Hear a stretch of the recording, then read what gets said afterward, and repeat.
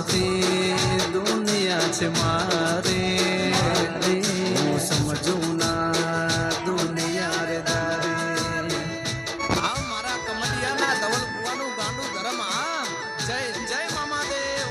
આ લોકો કહે છે કે તારા કિસ્મત કરે છે જોર, એ નથી કાય મારે ખોર.